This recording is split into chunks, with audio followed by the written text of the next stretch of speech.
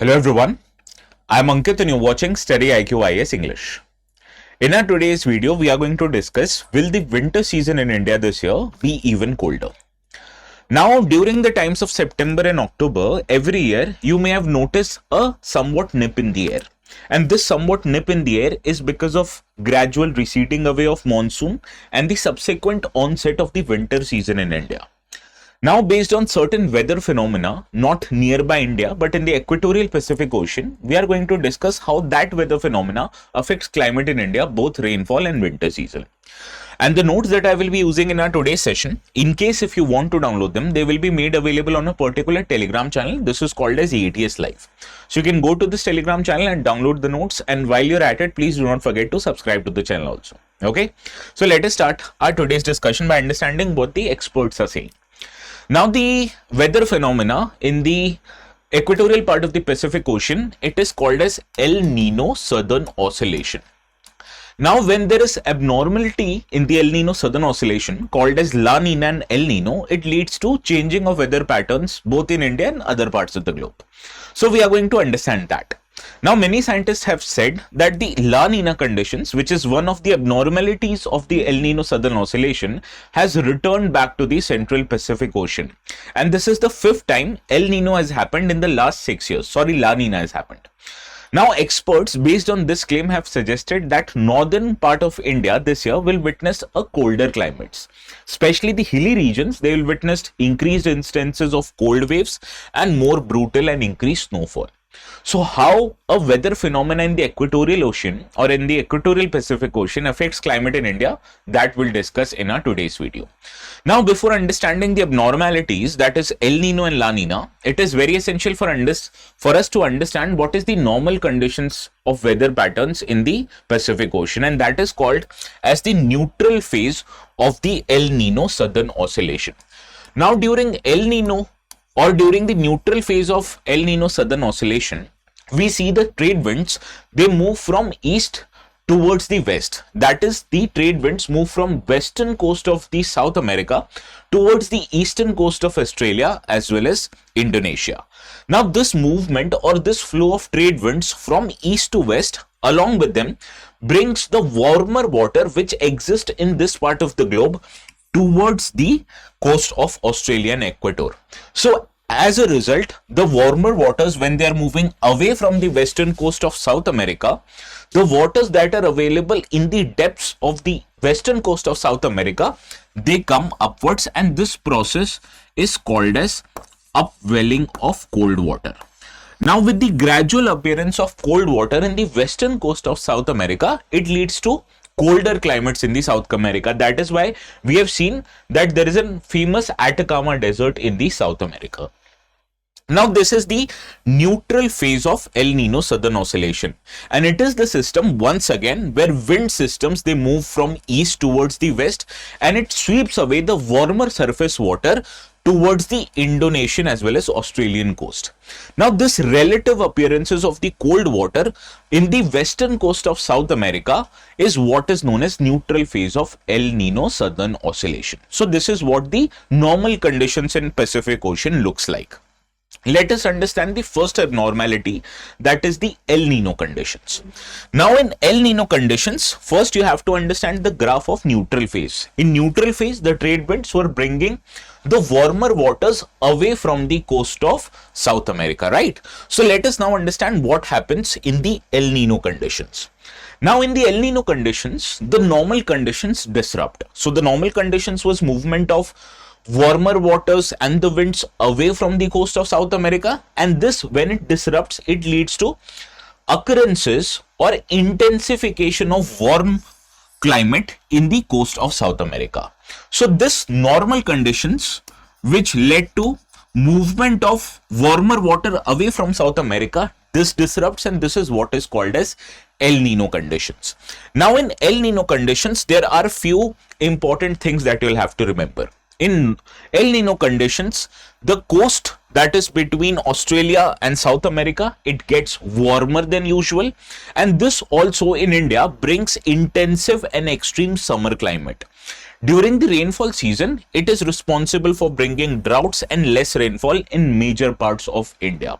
As far as US is concerned, specifically the southern part of US, due to El Nino, there is increased rainfall in the southern part of the US. Understood? So this was the first abnormality of the ENSO conditions, that is the occurrences of El Nino. Now let us understand what happens in the second abnormality, that is the La Nina conditions.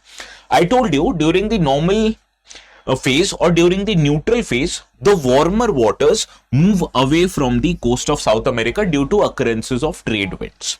So in La Nina, this intensification or increased speed of trade winds happened.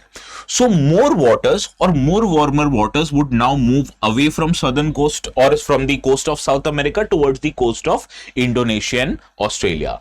And this increased instances of cold winds increases the cooler climates in the coast or in the western coast of the South America. So this is what is La Nina condition. Now during La Nina condition, you'll have to understand basic few points. This is the reason that it happens that the climate in the southern part of the South America, particularly in its western coast, it is cooler than usual. As far as India is concerned, India during the La Nina phase of ENSO receives normal or above normal rainfall. So this is good news for India, that occurrences of La Nina, which it happened this year, led to more or above normal rainfalls in India.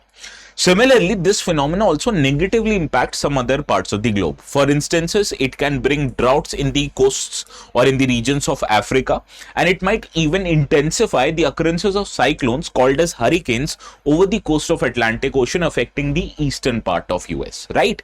So this is what La Nina is. In short, La Nina is good news for India because of plentiful and above normal rainfall. Now let us understand how La Nina would affect winter climates in India, right? Because that is what we are discussing. Now what happens during La Nina, that India in general is likely to experience a colder winter than usual. So this is why I was saying that winter this year might be even colder. Now there are certain disagreements with this broader trend also. In general, the temperatures during this winter would be lower, but during the daytime in winters, it might witness a higher than usual temperatures. Similarly, even the average wind speed during this winter would be higher throughout the day and night. And because of this, the intensification of air pollution, which is quite prominent in the states of Punjab, Haryana, Delhi, western part of the Uttar Pradesh, might witness lesser amount of pollution, because wind speed, when it is higher, it leads to dispersal of the pollutants from the air, right? So it is good news for northern part of India. Although winter might be more brutal, it might make life difficult, especially for people who live outside, who work outside. But as a part of air pollution, as a part of general trends in the rainfall, it brings good news for India, that it leads to dispersal of air pollution, it leads to more and plentiful rainfall.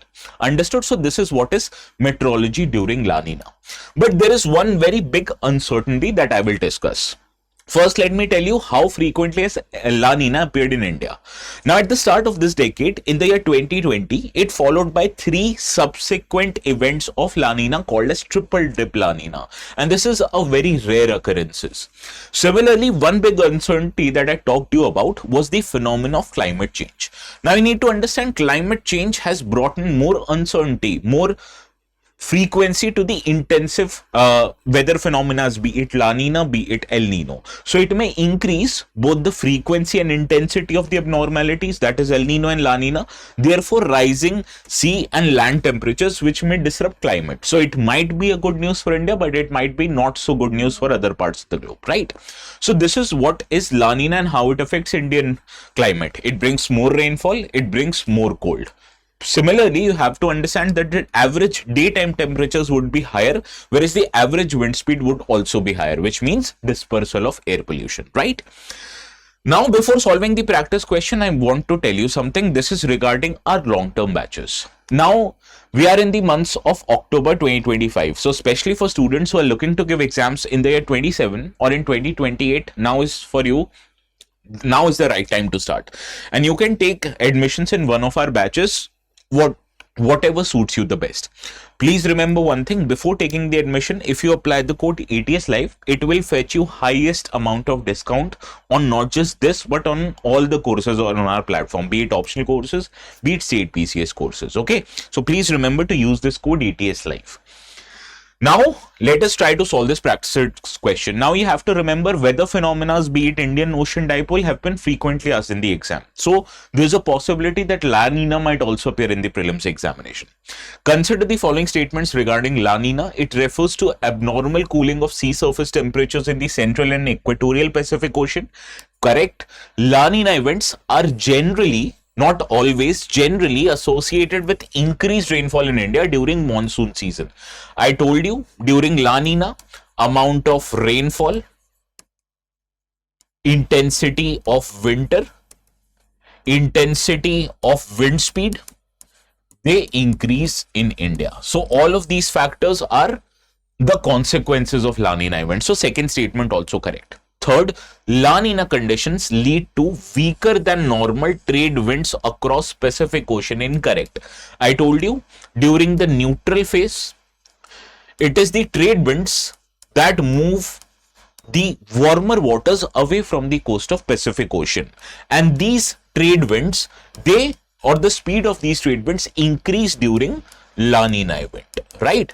So during El Nino, the winds would become slower or would become reverse, but during La Nina, the wind speed, which is from normal, increases. So therefore, third statement is right. Incorrect, right? And we have to identify correct statement. So first and second is right, third isn't. So option A would be your right answer. So this is how you approach a complex weather phenomena. You make it simple and you understand the consequence of any complex weather phenomenon, how it would affect India, because that is what UPSC is going to ask. Okay. So let us conclude our today's session. Once again, the notes, if you want to download them, these are very important from your exams perspective. They will be made available on this particular Telegram channel. We'll see each other again. Please have a very good night.